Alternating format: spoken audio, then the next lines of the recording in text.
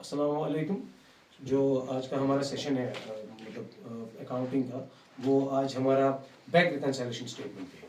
तो bank reconciliation statement एक important topic है जो कि हमें आज ट्राई करना है, सीखना है जिसको हमें। और स्टूडेंट्स इसको ऐसे लेते हैं कि it's a very difficult topic. It's not a very difficult topic, it's very easy topic. क्यों? इसके पीछे ये बेस जो है, जो बेसिक्स इसके पीछे लगे हैं, हमें उनको पता करना है। Then we can easily solve this BRS। इसको शॉर्ट में BRS भी कहते हैं, बैंक रिकंसिलिएशन स्टेटमेंट भी कहते हैं। अब जो ये बैंक रिकंसिलिएशन स्टेटमेंट है, इसको अंडरस्टैंड करने से पहले हमें कुछ बेसिक चीज़ें पता होनी चाहिए। अगर हमें वो बेसिक चीज़ें नहीं पता है, इट इज़ वेरी डिफिकल्ट फिर हमें इसको जज करना, मतलब इस BRS स्टेटमेंट को बनाना। ठीक है, let us discuss this bank reconciliation statement without delaying any further. ये जो बैंक रिकंसिलिएशन स्टेटमेंट है, मैं स्टूडेंट्स को पहले ये चीज़ कन्वे करना चाहूँगा। आप लोगों ने सबने सब्सिडरी बुक्स पढ़ा होगा। मैं यहाँ पे एक सेकंड के लिए मतलब एक accounting cycle, if I am not wrong, accounting cycle जो स्टार्ट होता है जर्नल से, आपने पढ़ा था, या लेजर यहाँ पे, या आपका ट्रायल बैलेंस आता है यहाँ पे। ठीक है, तीसरा स्टेप, फिर आप बनाते हो फाइनेंशियल स्टेटमेंट्स। फाइन, तो ये सब तो हमें पता है बिजनेस की कैसे मतलब क्वेश्चन निकल आती है। लेकिन जर्नल के बदले हम एट टाइम्स यूज करते हैं सब्सिडरी बुक्स है, हेल्पिंग बुक्स भी इनको कहते हैं, सब्सिडरी बुक्स भी कहते हैं। फाइन, सब्सिडरी बुक्स, तो subsidiary books basically helping books होती है जो बड़े बड़े बिजनेस होते हैं, लार्ज बिजनेस होते हैं, जिनमें मतलब स्केल ऑफ ऑपरेशन बड़े होते हैं, जिनमें बाइंग एंड सेलिंग एवरीडे बहुत सारी होती है और कैश का इन आउट बहुत सारा होता है थ्रू बैंक, थ्रू ऑफिस के कैश से। ठीक है, या बैंक हमारा जो जो हमें सर्विस देता है, मतलब हमारे कैश को उधर उधर करने की, या डिपॉजिट, लैंडिंग, व्हाटसएवर, जैसे आपको पता है बैंक कैसे काम करता है। ठीक, तो सबसे सब्सिडरी बुक्स हम जर्नल में मतलब कैश बुक पे और ज़्यादातर बनाते हैं, और हम गुड्स परचेज जब हम करते हैं, जिन चीज़ के साथ हम डील करते हैं उनकी हम बुक्स बनाते हैं, परचेज बुक बनाते हैं, सेल्स बुक बनाते हैं, purchase turn, sales turn. In short subsidiary books, अब हमें पता है why we are using basically subsidiary books. ये एक हेल्पिंग बुक्स होती है जिन बिजनेस में कैश का इन आउट बहुत होता है और गुड्स का इन आउट बहुत होता है, बाइंग एंड सेलिंग बहुत होती है, नंबर ऑफ ट्रांजेक्शन्स होती है। जर्नल वहाँ पे थोड़ा सा हमें स्लो डाउन कर लेता है। हम फास्ट करने के लिए हम कैश और गुड्स के लिए पर्टिकुलरली डिफरेंट बुक्स क्रिएट करते हैं, और उन सब्सिडरी बुक्स में हमारे पास एक स्पेशल बुक होती है जो सबने पढ़ी होगी, कैश बुक, जिसमें हम एक रिसिप्ट एंड पेमेंट साइड होता है, जिसमें हम इतना ही देखते हैं कि कैश किसकी वजह से आया और कैश किसकी वजह से गया, एंड रीजंस लिखते हैं। फिर हमने single column and double column and triple column हमने पढ़ा। ठीक, मैं बात कर रहा हूँ यहाँ पे सिंगल कॉलम ना ही ट्रिपल कॉलम, फिलहाल के तौर पे मैं यहाँ पे बात करूंगा डबल कॉलम की बात करूंगा, जहाँ पे हमने कैश का अपनी जगह हिसाब किताब रखा होता है और बैंक का भी अपनी जगह, बैंक से कब कैश निकला, बैंक से कब कैश आया, मतलब जो हमारे बिजनेस का बैंक अकाउंट होता है, कहीं पे भी किसी भी बैंक में जो बिजनेस का बैंक अकाउंट होता है हमारा, ठीक, उसमें कैश किस वजह से आया, किस वजह से गया, ये चीज हम अपनी जगह भी रिकॉर्ड करते हैं मोस्ट इंपॉर्टेंटली, एंड बैंक अपनी जगह रिकॉर्ड करता है, because bank is also a separate entity. पहले ये चीज बड़ी इंपॉर्टेंटली समझनी होती है बिजनेस के अंदर, हम अपनी जगह रिकॉर्ड मेंटेन करते हैं एंड बैंक इज रिकॉर्डिंग अपनी जगह। ठीक है, तो ये चीज इंपॉर्टेंट पता होना चाहिए। These are some basics. मैं एक सेकंड के लिए यहाँ पे एक dummy double column cash book बनाने की कोशिश करूंगा, जिसमें मैं कैश का मतलब अकाउंट बनाऊंगा अपनी जगह एंड बैंक का। मैं कैश को भी मतलब और बैंक को भी अपनी जगह रखता हूँ, देखता हूँ कब कैश निकला ऑफिस से और कब मेरे बैंक अकाउंट से भी कैश निकला, और उसको अपनी जगह में रिकॉर्ड करता हूँ। फिर बैंक ने कब दिया, क्या दिया, क्यों क्यों नहीं दिया, क्या हुआ, वो तो अलग सी बात है। लेकिन I am talking about double column cash book. जब तक आपको डबल कॉलम कैश बुक नहीं आएगी, इट इज डेड इम्पॉसिबल कि आपको बाई बैंक रिकंसिलिएशन स्टेटमेंट आएगा। This is just too basic, very basic. Fine, और इसमें भी कुछ आपको बेसिक पता होने चाहिए कि जो हमने लेजर अभी तक किया है, जब हम बैलेंसिंग करते हैं तो उसका मतलब क्या होता है, बैलेंस कैरी डाउन का मतलब क्या होता है, बैलेंस ब्रॉड डाउन का मतलब क्या होता है। मैं कोशिश करूंगा वो चीज भी बेसिक बताने की क्विकली, जहां हम बैलेंस कैरी डाउन, बैलेंसिंग जिसे हम कहते हैं, जो लेजर्स हम अकाउंट बनाते हैं, समराइजिंग करते हैं अकाउंटिंग में आफ्टर जर्नल, जब रिकॉर्डिंग करते हैं, फिर हम जब लेजर्स बनाते हैं। और लेजर में हमने एक चीज सीखा था, posting of ledger, and then we learn balancing of ledger. मैं एक सिंपल डेमी तरीके से मैं बता रहा हूँ कि पोस्टिंग हमें आती है, कैश किसकी वजह से आया, कैश किसकी वजह से गया, डबल कॉलम कैश बुक सबने पढ़ा है। ठीक है, हम बैलेंसिंग जब करते हैं, if I am not wrong, जब हम इसकी लेजर बैलेंसिंग करते थे, अब हम सब्सिडरी बुक्स में भी बैलेंसिंग सेम तरीके से करते हैं। से फॉर एग्जांपल हम कैश का पहले डेबिट या क्रेडिट साइड बड़ा देखते थे, कौन सा साइड बड़ा होता था। से फॉर एग्जांपल इसका डेबिट साइड बड़ा है, यहाँ पे 30,000 अमाउंट था और वही यहाँ पे आया और वही हमने यहाँ पे लिखा से फॉर एग्जाम्पल यहाँ पे 10,000 का अमाउंट था क्रेडिट साइड से, तो बैलेंस निकली 20,000 बाय बैलेंस कैरी डाउन। और ये जो 20,000 बैलेंस निकली है हम फिर यहाँ पे लिखते हैं 20,000 और यहाँ पे हम लिखते हैं टू बैलेंस ब्रॉट डाउन। और आपको पता है ये क्लोजिंग डेट मंथ का एंड ओपनिंग डेट मंथ का, ठीक है, इसको हम क्लोजिंग बैलेंस बोलते हैं और दूसरे दिन के डेट को ही हम बोलते हैं ओपनिंग बैलेंस। ये बेसिक आपको पता होना चाहिए। मैंने यहाँ पे डेट कॉलम मेंशन नहीं किया, मैंने सिंपली ये एक बेसिक है जो हमने अभी तक अंडरस्टैंड किया है। और इस मतलब को होता है इस बैलेंस का हम जब अपनी जगह टैली करते हैं मंथ टू मंथ, जब हम लेजर मेंटेन करते हैं या 15 दिन के बाद या महीने के बाद, जब भी हम लेजर को स्टॉप करेंगे क्लोज करेंगे किसी डेट पे, usually in the books of accounting हम मंथली करते हैं, ठीक है। हम मतलब फर्स्ट जो मंथ का पहला डेट होता है वो ओपनिंग कहा जाता है एंड जो एंड का डेट होता है उसको क्लोजिंग कहते हैं, उसी को कैरी डाउन बैलेंस कहते हैं और मंथ के ओपनिंग को बोलते हैं बैलेंस ब्रॉट डाउन। फाइन, ये opening balance and closing balance होती है, ये भी हमें पता है। अब हमें यहाँ पे इतना सीखा हुआ होना चाहिए कि कैश की बैलेंस कभी ट्रायल बैलेंस भी हमने जो पढ़ा है और जब हमने लेजर्स भी देखे हमने पता किया आज तक asset is equal to capital plus liability कि भाई जो कैश की बैलेंस होगी ऑलवेज डेबिट होगी, मतलब एसेट्स की हर किसी मतलब एसेट की डेबिट बैलेंस होगी, ठीक है। तो कैश की डेबिट होगी, जितना वो अवेलेबल है तो उतना ही रहेगा, उससे ज्यादा नहीं हो सकता है। लेकिन बैंक की कुछ डिफरेंट हो सकती है और इसका मतलब हुआ अगर मैं कोई भी डेट दे दूं मंथ के एंड पे, मैं किसी डे बुक पे कैश मंथ के 31 मार्च में बना रहा हूं किसी भी मंथ के एंड पे, इसका मतलब हुआ मेरे पास ऑफिस में कैश पड़ा है 20,000। If debit side of the cash बढ़ा आया और वही मैंने यहाँ पे लिखा और यहाँ पे जितनी बैलेंस निकली वो मैंने बैलेंसिंग फिगर यहाँ पे उतारी, इसका मतलब ये होता है कि कैश हमारे पास अवेलेबल 20,000 है। One more situation is there, जब हम बैंक का टोटल करते हैं बैलेंसिंग करने जाते हैं, से फॉर एग्जांपल 30,000 इसका भी बढ़ा है, यहाँ पे 15,000 था तो मैंने यहाँ पे 30,000 था यहाँ पे भी, और इसका साइड भी 30,000 आया, मैंने यहाँ पे 30,000 लिखा, यहाँ पे मानते हैं 15,000 था और यहाँ पे 15,000 की बैलेंस आ गई। और फिर हम आगे ऐसे लिखते थे, if I am not wrong, अगर आपको याद होगा डबल कॉलम कैश बुक में या लेजर में कैसे बैलेंसिंग करते थे तो हम ऐसे लिखते थे। और इसका मतलब ये होता था कि मुझे अपने ऑफिस में ये पता है कि भाई मेरी इंफॉर्मेशन के अकॉर्डिंग, मेरे रिकॉर्डिंग के अकॉर्डिंग मेरे बैंक अकाउंट में, इस वक्त बिजनेस के बैंक अकाउंट में 15,000 होने चाहिए। ये अगर हमारा डेबिट बैलेंस इसमें आ गया बड़ा और डेबिट यहाँ से जो बैलेंसिंग फिगर निकल आई वो यहाँ पे उतारी, जैसे हमने किया है लेजर में, बड़ा simple basic. Sir why you are saying this, इसका मतलब होता है फेवरेबल सिचुएशन है। फेवरेबल सिचुएशन मतलब हमारा ही पैसा वहां पे पड़ा है, हमें अपनी जगह ये दिखा रहा है कि हमारा पैसा बैंक में इतना होना चाहिए, ठीक है, ये एक बेसिक है। फाइन, अब मेरा एक क्वेश्चन ये है इसके बाद नेक्स्ट चीज, अगर आपको ये बेसिक इतने पता है, अब मैं इन बेसिक को थोड़ा सा और मतलब समझाने की कोशिश करूंगा, देखते हैं कितना आपको बेसिक पता है, ठीक। और आपका ये इससे रिफ्रेश भी हो जाएगा। फिर से हम एक डेमी बनाते हैं, कैश और बैंक, कैश और बैंक। और इस बार जब हम बनाते हैं, हम सेम ऐसी थोड़ी सी एग्जांपल, 30,000 यहाँ पे, 30,000 यहाँ पे, 30,000 यहाँ पे, और मान के चलते 20,000 हमारा कैश बचा है ऑफिस के कैश में, और हमने ऐसे बैलेंस कैरी डाउन दिखा दी, तो बैलेंस ब्रॉट डाउन यहाँ पे आ गई, ठीक, जस्ट रफली फाइन। लेकिन इस बार क्या हो गया, इस बार की सिचुएशन में बैंक का क्रेडिट साइड बड़ा आ गया, मान के चलते यहां से 30,000 है, कुछ भी कोई भी अब बड़ा साइड ही है, ठीक, हमने टोटल किया और यहां से मान के चलते 10,000 ऐसे, यहां पे 20,000 बैलेंसिंग फिगर निकला, हम इसको लिखते हैं ऐसे टू बैलेंस कैरी डाउन, जहां से कमी वहीं से फिल करते हैं। यही तो अकाउंटिंग है, सिस्टमैटिक, अपनी एक लैंग्वेज लेके, यही लैंग्वेज आपको समझ आनी चाहिए, because accounting is a communication language.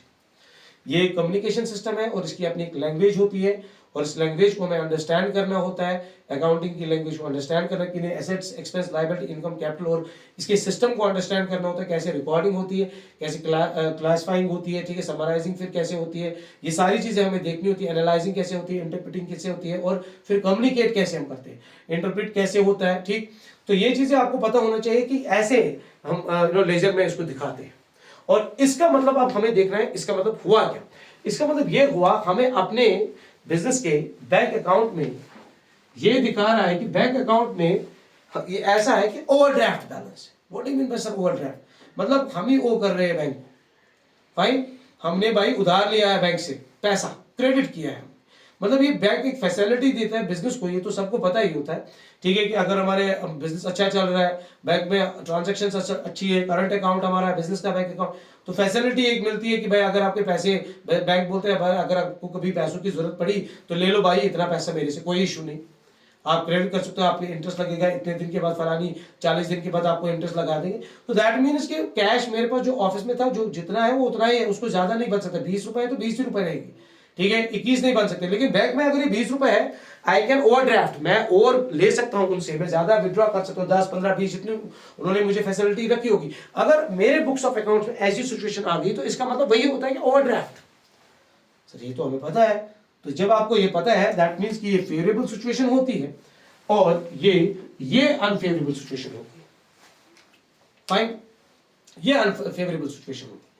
इसका मतलब हमको भाई बैंक को पैसे देने हैं, फाइन। अब मेरा एक दूसरा बेसिक ये है, इसका जो नेक्स्ट इसका मैं स्टेप बेसिक में सिखाना चाहता हूं, तो उसमें मेरा ये है, जब हम बैंक रिकंसाइलेशन स्टेटमेंट की बात करते हैं उस टाइम हमें एक चीज याद रखना है कि ये जो कैश कॉलम है, मैं इसकी बात नहीं करने जा रहा, I am not going for this, मैं इसके लिए नहीं जा रहा, हम सिर्फ बैंक कॉलम के लिए जा रहे हैं, we are only going for bank column, just bank.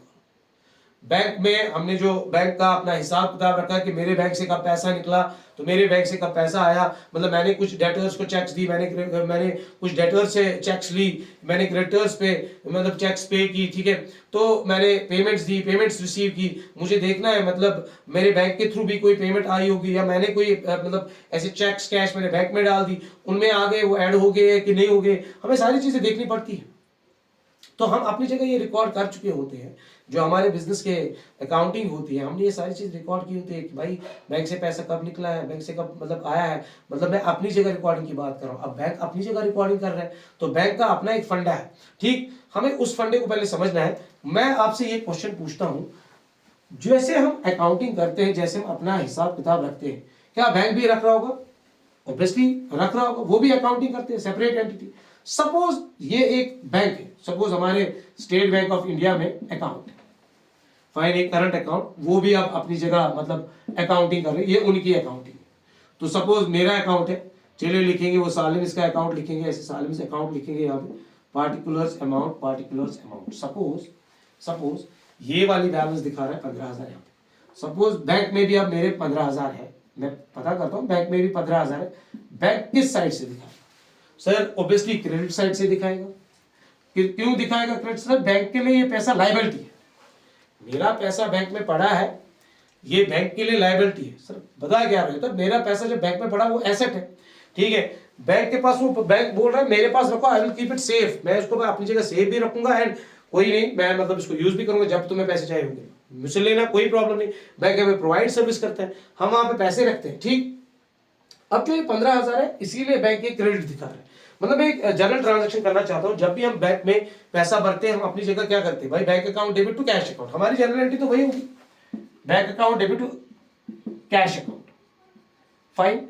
लेकिन अगर बैंक के पास वो कैश आया, बैंक क्या एंट्री करेगा? सर एसबीआई करेगा कैश अकाउंट डेबिट टू सालिमिस अकाउंट, तो उनको तो इससे पैसे आ गए, ये चीज सीखनी। हमारे लिए तो ऐसे entry, but for the bank it's like this, different total.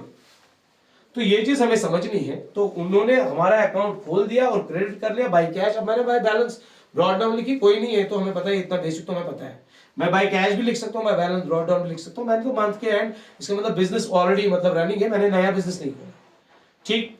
तो अब सालिमिस अकाउंट, तो ऑटोमेटिकली ये एक फेवरेबल सिचुएशन है मेरे लिए। फेवरेबल मतलब मेरा पैसा बैंक में पड़ा है, जब भी मेरा पैसा बैंक में प्लस होगा, मेरा ही होगा उनके पास, सो ऑलवेज बैंक के साइड से हमेशा क्रेडिट दिखाएगा और मेरे बुक्स ऑफ अकाउंट्स में वो डेबिट दिखाएगा, क्योंकि business is between buyer and seller, fine. Bank के साथ भी हम बाइंग एंड सेलिंग कर रहे हैं, बैंक बोल रहा है मैं फैसिलिटी दूंगा, बैंक सर्विस दूंगा, फलानी सर्विसेज दूंगा, आपके पैसे को अकाउंट रखूंगा, कहीं पे भी डालने होंगे मैं डाल के दूंगा, कहीं से भी पैसे लेने होंगे मैं लूंगा, कोई भी काम और है हमने कुछ फैसिलिटीज रखी है बाकी वगैरह वगैरह, जैसे हमें पता है primary functions and secondary functions. तो बैंक एक सेपरेट एंटिटी है, they are the sellers, we are the buyers, हमने उनका बैंक अकाउंट यूज किया है तो हम उनका बाय कर रहे हैं बैंक अकाउंट, तो fine, they are giving that kind of service. अब हमारा पैसा यहाँ पे दिखा रहा है ऐसे, this is a favourable situation, simple. अब मेरे कहने का मतलब ये है, मैं इसको यहाँ पे एक सेकंड रब करता हूं। मेरे कहने का मतलब ये है, अब अगर ऐसी सिचुएशन है, बैंक क्या दिखाएगा? बैंक क्या दिखाएगा सर? बैंक दिखाएगा to balance brought down, cut short. अगर ऐसी सिचुएशन होगी 20,000 सर डेबिट दिखाएगा, क्योंकि इस बार बैंक के लिए मैं मतलब एसेट, मैं लायबिलिटी नहीं। इस बार बैंक मेरे लिए लायबिलिटी, मेरे बिजनेस के लिए बैंक लायबिलिटी है, उसके लिए मैं इस बार क्या एसेट, फाइन। और अगर मैंने टाइम पे पैसे नहीं दिए, इंटरेस्ट लग गया, तो बैंक की फिर इनकम भी बन गई, फाइन। तो ये ऐसे रिप्रेजेंट करेगा, अगर मेरे बुक्स ऑफ अकाउंट्स में मतलब क्रेडिट साइड बड़ा है, वो क्रेडिट बैलेंस दिखाएगा 20,000 लाइक दिस, तो बैंक के पास ऐसे होना चाहिए, फाइन, बड़ा सिंपल। और ये अनफेवरेबल सिचुएशन होती है। तो स्टूडेंट्स को जितना मुझे पता है, देयर इज अ कंफ्यूजन, ये बेसिक्स बहुत वीक होते हैं, ये बेसिक्स बड़े सिंपल बेसिक्स है और ये हमें समझना चाहिए। और अगर आपको ये बेसिक्स नहीं पता है, देन आप बैंक रिकंसिलिएशन स्टेटमेंट नहीं पढ़ सकते हो, क्योंकि आपको पता होना चाहिए when I am talking about favourable situation. Favourable situation का मतलब क्या हुआ? अगर आपके बैंक में, अगर आपके ऑफिस में बैंक दिखा रहा है debit balance, it's a favourable situation. और अगर आपके बैंक में दिखा रहा है उसी टाइम क्रेडिट, कभी भी it's a favourable situation. Unfavourable situation का मतलब ये हुआ बाबा कि अगर आपका क्रेडिट दिखा रहा है और बैंक में क्या दिखा रहा है, डेबिट दिखा रहा है, ये अनफेवरेबल सिचुएशन होगी। अब हमारे लिए डेबिट प्लस है, बैंक के लिए क्रेडिट प्लस है, और हमारे लिए क्रेडिट माइनस है, बैंक के लिए डेबिट माइनस है। ये चीज समझ लीजिए, क्योंकि हमें पता है डेबिट एंड क्रेडिट प्लस और माइनस ही है और कुछ भी नहीं है, बड़ा सिंपल है। और ये लैंग्वेज तो यहाँ तक तो हमने सीखनी चाहिए।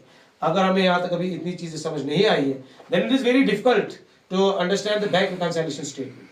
अब इसके बाद जब हम फर्दर बात करने जाते हैं, हमें इतना होता है why we are discussing bank reconciliation statement, ये मैं स्टूडेंट्स को बता के रखूंगा इस वीडियो में कि ये जो बैंक रिकंसिलिएशन स्टेटमेंट हम पढ़ने जाते हैं, इसकी रीजंस ये होते हैं।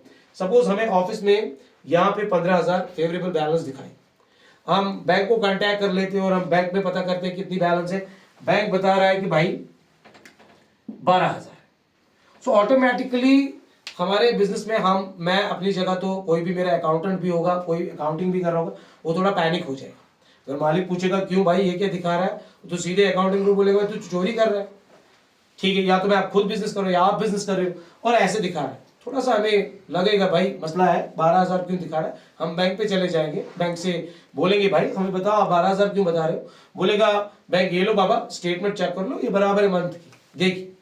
और हम स्टेटमेंट उठा के ऑफिस में आएंगे, क्या करेंगे भाई सर, हम थोड़ा अपनी जगह कंपेयर करेंगे, कैश बुक के डबल कॉलम के बैंक कॉलम को कंपेयर करेंगे। किसके साथ करेंगे कंपेयर? सर पासबुक की स्टेटमेंट के साथ, जो हमें बैंक से मिल गई स्टेटमेंट, जिसको हम इस यहाँ पे पासबुक बोलेंगे। सर पासबुक हमारे पास होती है जिसमें वो डिटेल लिखते हैं, कब पैसा निकला कब आया, हमारा पैसा हमारे बैंक अकाउंट का डिटेल रखते हैं। मैं उसको कंपेयर करूंगा और कंपेरिजन में मुझे देखना है क्या बराबर सही हुआ सारी चीजें। सर लाइक व्हाट, एक एग्जांपल यहाँ पे मैं पहले कोट करना चाहूंगा। Suppose sir what are you trying to say, मैं कोशिश कर रहा हूं कि सपोज हमने किसी डेटर से कोई चेक ले ली, मेरे ऑफिस में आया, किसी ने चेक दे दी, मैंने तो अपनी जगह एंटर कर ली, उस डेटर का नाम भी लिख लिया और मैंने अपनी जगह ऐसे एंट्री की होगी कुछ 5,000 मान लो, ठीक। अब मैं उठ के ये चेक चला गया देने बैंक पे, बैंक को डाल दिया, तो इसमें क्लियरिंग में 2-3 दिन लगते हैं, ठीक है, थोड़ा टाइम लगता है अगर सेम बैंक भी नहीं होगा, फाइन, ऐसे एरर्स रहते हैं, ठीक। क्लियरिंग में टाइम लग जाता है तो 2-3 दिन, इसमें मे बी अगर ये सैटरडे अब होगी तो फिर तो संडे भी बीच में आ जाएगी, मंडे ट्यूसडे, फिर ये वेंसडे के दिन पैसा आएगा डिफरेंट बैंक से। तो क्या होता है कि मैं इन बिटवीन अगर मैं बैलेंस चेक करने चाहता हूँ, इन बिटवीन मैंने अपनी जगह प्लस किया, लेकिन इन बिटवीन मेरी अभी चेक्स क्लियरिंग में है, ठीक है, मैंने डिपॉजिट तो अपनी जगह कर दिए लेकिन वो क्लियरिंग में, अभी तक पैसे नहीं बैंक में है। अगर मैं इन बिटवीन चेक करने जाऊंगा, what will happen? Sir simple एक होगा, आपकी जगह ज्यादा बैलेंस दिखाएंगे, हमारे ऑफिस में ज्यादा बैलेंस दिखाएगा, लेकिन पासबुक में ये कम बैलेंस दिखाएगा, क्योंकि पासबुक में ऐड हुआ ही नहीं, बैंक में ऐड हुआ ही नहीं। तो ना ही ये बैंक की गलती है, ना ही ये हमारे बिजनेस की गलती है, ना ही हमारी गलती है। तो ये एक सिस्टम फॉल्ट होता है जिसकी वजह से इम्बैलेंसमेंट हो जाती है, और ये 12,000 दिखा रहा है सपोज, और ये मान लो ज्यादा दिखा रहा है तो 15,000 दिखा रहा है। सो ये एक सिंपल मैंने एक एरर बोला, या मैं एक बेसिक और एक एरर बताऊंगा जो स्टूडेंट्स बड़े मतलब जो नेचर नहीं आता है उनको समझ, क्योंकि बिजनेस में यही कुछ एरर्स है जो मतलब नेचर में है। एक नेचर ये है कि हम अपनी जगह प्लस कर लेते हैं, हम अपनी जगह डेबिट कर लेते हैं, और बैंक में वो सबमिट करते हैं, कैश हो चेक्स हो जो भी हो, वहां पे वो भी प्लस नहीं हो जाते। इन बिटवीन जब हम बैलेंस चेक करते हैं तो वो इंडिफरेंस दिखाता है, ठीक है। अच्छा, सेकंड थिंग इज कि जब हम लायबिलिटीज देते हैं, मतलब क्रेडिटर्स को हम कुछ चेक्स देते हैं, वो नहीं चले जाते हैं मतलब बैंक पे पेमेंट निकालने, हमने 2-3 दिन 4 दिन का टाइम रखा तो उनको टाइम लग जाता है, बीच में वो मतलब फंस जाते हैं, क्योंकि वैलिडिटी चेक की 2-3 महीने होती है, ठीक है, तो वो नहीं जाते, ठीक। और इन बिटवीन में चेक करता हूं, मैंने अपनी जगह माइनस किया होता है, ठीक है। एग्जाम्पल, मैंने यहाँ पे मतलब किसी क्रेडिटर को 5,000 दिए, ठीक, तो मैंने अपनी जगह तो भाई क्रेडिटर का नाम लिख लिया, माइनस कर लिया, लेकिन वो तो बैंक पे गया ही नहीं। उसको 5-6 दिन, मैंने कल की चेक दी थी, वो 5-6 दिन के बाद गया, लेकिन मैंने 2-3 दिन के बाद चेक जब किया तो उस टाइम क्या दिखा रहा था, उस टाइम मेरे साइड से कम बैलेंस दिखाएगा और इसके साइड से भी क्या ज्यादा दिखाएगा, तो मैंने अपनी जगह क्रेडिट किया, माइनस किया, बैंक के पास अभी डेबिट नहीं हुआ, यहां से डेबिट अभी हुआ नहीं, 5,000 हुआ ही नहीं। सिंपल, एक नेचर एरर है। जैसे हम इस एरर को लिखते हैं, इस एरर को मैं ऐसे बता सकता हूं, मतलब cheques issued drawn in favour of creditors या किसी भी, but not yet presented for payment. ये एक सिंपल सा एरर है। देयर आर कॉमन एरर्स, कुछ 8-10 एरर्स होते हैं जो यूजुअली होते हैं। अब इनमें भी रिडक्शन हो गई है, ठीक है, क्योंकि अब सिस्टम फास्ट हो गए, ठीक है। या कोई, अच्छा एक एग्जांपल, डायरेक्ट पेमेंट किसी ने कर दी भाई, बैंक में, बैंक अकाउंट में पैसे आ गए, लेकिन मुझे कोई मैसेज नहीं मिली, मुझे कोई इन्फॉर्मेशन नहीं है, बैंक ऑटोमेटिकली प्लस हुआ होगा, क्रेडिट, ठीक है, एग्जांपल 5,000 क्रेडिट हुए, किसी पे कस्टमर ने पेमेंट कर दिया, मुझे भी अपनी जगह उसको पेमेंट को कस्टमर को ऐड करना है, लेकिन मुझे पता ही नहीं। Sir at this point of time what will happen, अगर हम इनको चेक करेंगे, यहाँ पे कम दिखाएगा, यहाँ पे ज्यादा दिखाएगा। So these are some basic errors. या अगर बैंक के साइड से कोई चीज क्रेडिट या डेबिट हो गई है और हमें नहीं पता है इंटरेस्ट क्रेडिट डेबिट हो गया है, या कोई कमीशन काटा है बैंक ने, या कोई बैंक चार्ज काटे है, माइनस किया है, या कोई भी प्लस हुआ है, कोई भी डेबिट या क्रेडिट हुआ है, हमें देखना है, और क्या वो यहाँ पे हमने अपने ऑफिस में एंटर किया है, इन्फॉर्मेशन मिली नहीं मिली है, तो इंडिफरेंस दिखाएगा। Few errors, checks deposit but not yet collected or credited by bank, एक error, check issued but not yet present for payment, या bank charges debited by the bank, interest credited by the bank, या interest debited by the bank, या commission debited by the bank, fine, या direct payment made by the customers, या कोई ऐसी check हमने यहाँ पे रिसीव कर ली, हमने अपनी ऐड की, हमने बैंक में भाई डाली नहीं, तो अपनी जगह प्लस आ जाएगा, लेकिन बैंक में भी प्लस हुआ ही नहीं, मतलब वी ओमिटेड, हम भूल गए भाई बैंक करना, भाई चेक को बैंक कर देना, बैंक में डाल देना। So these are some errors. This is just a simple introduction about bank reconciliation statement. अब इसके ऊपर कैसे हम बैंक reconciliation statement बनाते हैं और हमें क्या बेसिकली करना होता है, ये एक बेसिक है। सर अब हमें क्या मसला है, हमें मसला सिर्फ ये होता है, रियल लाइफ में हमें दोनों बैलेंसेस पता होते हैं, लेकिन हम सिर्फ रियल लाइफ में एरर्स को निकालते हैं और फिर एक स्टेटमेंट बनाते हैं, ठीक है।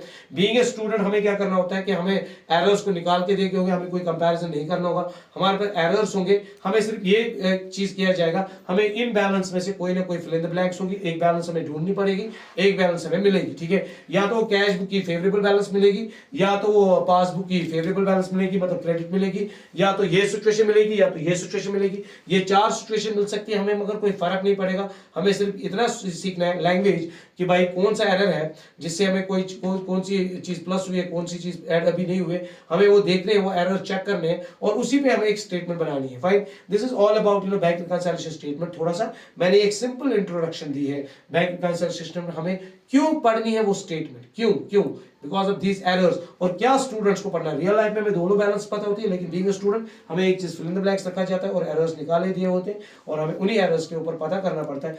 अगर हमें ये स्टार्टिंग पॉइंट है तो ये इसकी बैलेंस क्या है पासबुक की, अगर हमने पासबुक की स्टार्टिंग पॉइंट लिया तो इसकी बैलेंस क्या है, फिर favourable unfavourable is a secondary point. I hope this video will definitely help all the 11th class students. Thank you very much.